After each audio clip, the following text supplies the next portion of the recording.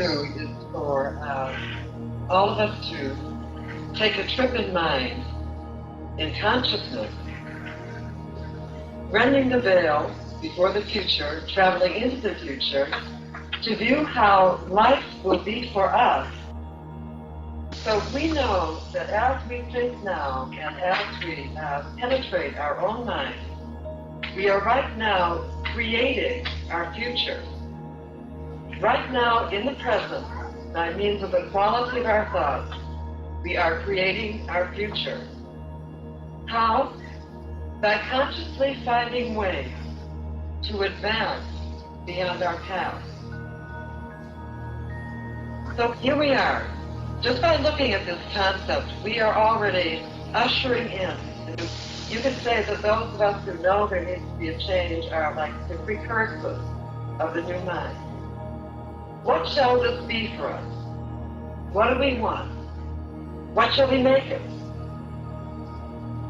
For we know that any individual or civilization to continue in the upward spiral, there must always be the addition of greater, more ennobling ideas, which lift us higher, which purify our mind, body, and being, and lead to a greater unification. Greater, more ennobling ideas that chemicalize our lives and our actual physical systems and transcend even past concepts of good. For we are either that which is progressing, moving out layer by layer, casting off shell by shell of restriction in consciousness, revealing that exquisite life and substance of God that we are, or what will we be doing if we're not doing this? We'll be stagnating. Worst yet, if we don't come into a collective agreement in the new movement, in the advanced motion, we'll be falling backward and decreasing in life. And I know that for all of us here this morning, and also for all of our friends who are not here, that we metaphysicians are always and ever increasing in life. We know that that is the substance of our life. So we know that everything begins with mind, begins with our thoughts, our conceptualization about it, and that our destinies rest on the quality of the sum total of our thought atmospheres. Does everybody here know what a thought atmosphere is? When you walk into a room, and before you've spoken to a person, and you know, like, right away who they are, you know the sum total of their being through your feeling this. What have you picked up on? That thought atmosphere. Everything that we think and we feel encompasses us like an umbrella and can be read intuitively. That's why we know instantly how we feel towards someone, right?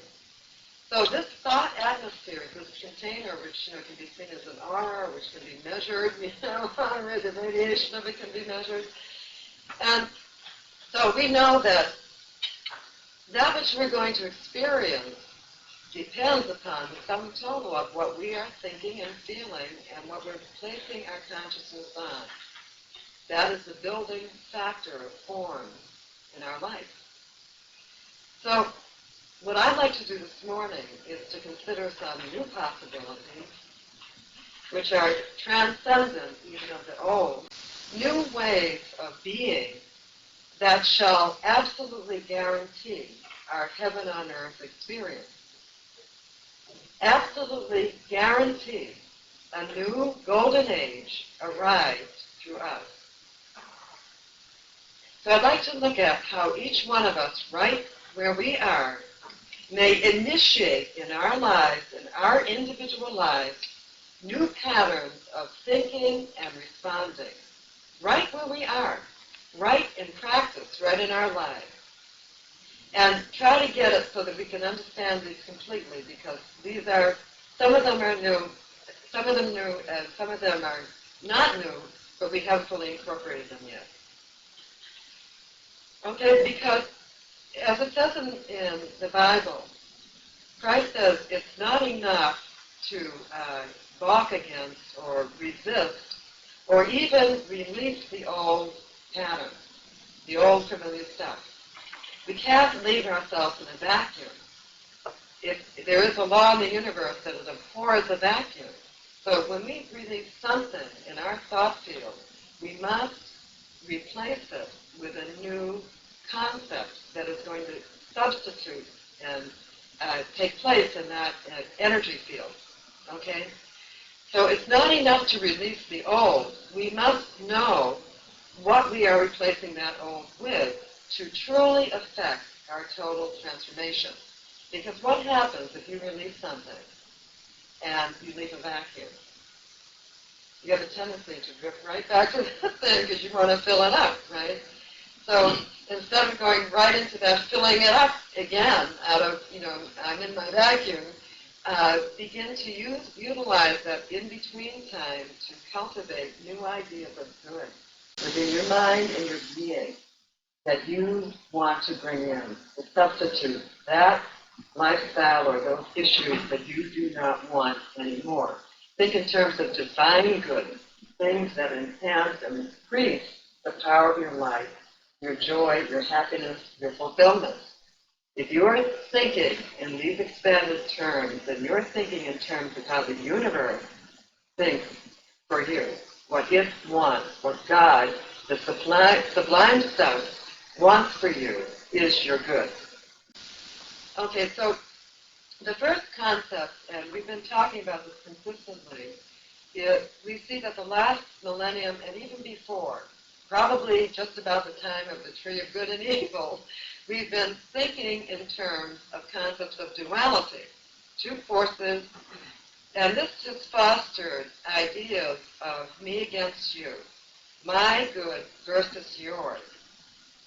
So this must be altered now in the recognition of each and every being's oneness at the root in God. We are one at the root, no matter how,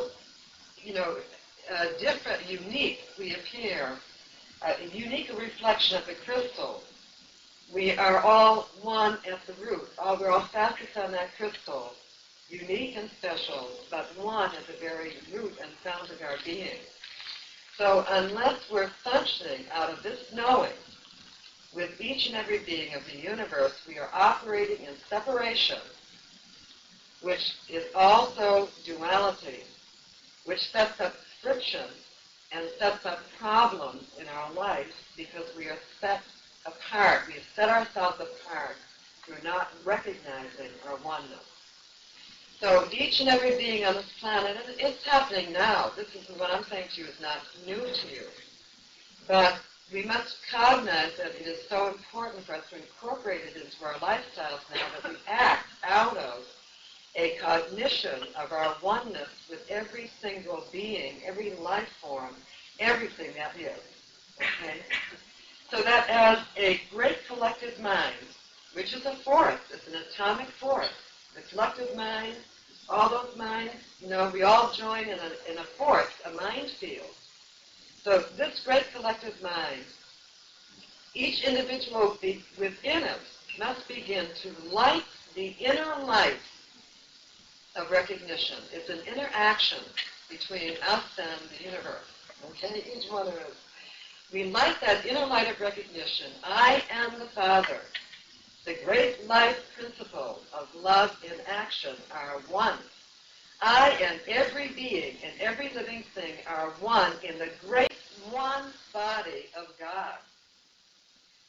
I live and move and have my being in the one body of God. Again, not separating even our physical awareness of our physical self from the one. If we say, well, there's the one mind, or there's spirit life, and then there's my body life, and then there's my material life, that's not the way. There's only one thing. So we must include our entire physical body of circumstances, and this, by the way, is a very powerful healing tool. If I've come to a place where there's an issue, I will just say, the body of that. Let's say, the body of my relationships, right? You can say anything outer is body, form. The body of my relationships, the body of my career, my physical body is one with the cosmic body of the universe, one with the body of God, one with perfection. You want to heal a situation? Just say it is one with, and bring in that quality to someone, body, mind, or spirit, and associate with it. And you will immediately start a stream, a corrective stream, because you've moved one step toward heaven, which really is not a place. Heaven is your highest awareness of who you are, It's a joyous place in consciousness. So take your step, move past duality, move past separation. When you catch yourself saying, that person's different from me, or, focusing on what you don't like about a person, train your mind to go in and recognize that there before me is the light of God. No matter what they're going through, no matter what they're experiencing, no matter even if I don't personally care to hang out with them. It is our spiritual obligation, if we want to get free, to recognize this truth for every being. Okay? So now, this is our first prerequisite to our movement up from where we are now. Up in consciousness, therefore, in the body of everything. Everything improves, as you go up, okay? So now, we know that the Divine mightily blessed us with a capacity to forgive. As a foolproof way, and it was given to us for the past millenniums, and Christ came in and dramatized it for us. It was a foolproof way to loosen our pains and sorrows, angers and griefs, to loosen them from our system, okay? And to be able, a foolproof way to be able to rise up to new standards of renewed health, well-being, freedom, and great relationships. Every time you forgive, you rise up, right? Because forgive means to let go. So this was a divine tool given to us that we could utilize to get ourselves out of our messes that we create. Okay? And we must keep using this tool of forgiveness until we have done this absolutely, completely with everyone and everything. I call it living trace-free. No baggage, if you will. No karma. I don't want to be piling up all this stuff, okay? So use this tool as much as possible, and we must do it before we can come to the next level. Okay, so this tool has been given to us so we can practice it, thereby freeing ourselves. And as we're doing this, we move up in consciousness, we move up to the more sublime realization that there was nothing to forgive in the first place. Okay. You know that forgiveness has done its perfect work in you. When you look back and you say, well, what was I so bothered about? I'm so totally changed about that the problem is no longer, it's not an issue. I say, there's nothing to forgive. Okay, so that's a complete transformation, complete alchemization of the experience, converting it to the totality of good when you come to the place where you can say there was nothing to forgive in the first place. And how can I arrive at this? There's nothing to forgive in the first place. If we come to the agreement to recognize the truth that there is only one thing going on, if there's only one thing, which is God, and we're all it, then there can only be one thing going on, which is God, which we know is another name for good, great life principle, great I am, great spirit, life force, that which gives life, God. Then there is only one thing happening, ever and always, in and through everything, and that is God or love. If there's one thing, there's only one thing happening. Okay? So, it is only my perception according to my belief systems that have qualified divine presence, the Great One, otherwise. Now, perception. Okay, so how often have you been through something and said, that was terrible? I'm really angry at that or something. And then you got another light on it. You saw it in a different aspect and you said, you let go of that feeling completely. And you felt harmonized with that because you had a new perspective on it. So if I begin to see that everything is good, and I know you all know this, but the more we can incorporate this, the better. Everything is good. Everything is good. Everything empowers me. Everything comes to increase me. Even the things that seem like struggles or pains or whatever, there's a gold mine in the middle. Every single thing comes to me to increase me, to make me more of what I am.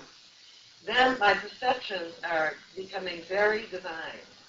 I am hearing, I am seeing in my inner eyes divinely. And I must inevitably come to the conclusion there was nothing to forgive. It was just the way I was looking at it. Actually, this thing that happened has really empowered me. So now, instead of saying, that was wrong, I'm saying, thanks a lot. If that hadn't been in my life, I wouldn't be where I am now. How many times have we said this? But see, this is a transformation. It's a transformation of energy, which you can do if you have the knowing. You can catch yourself in a moment where you're qualifying a thing and saying it's bad. No good. Catch yourself there and turn it around. Turn it around.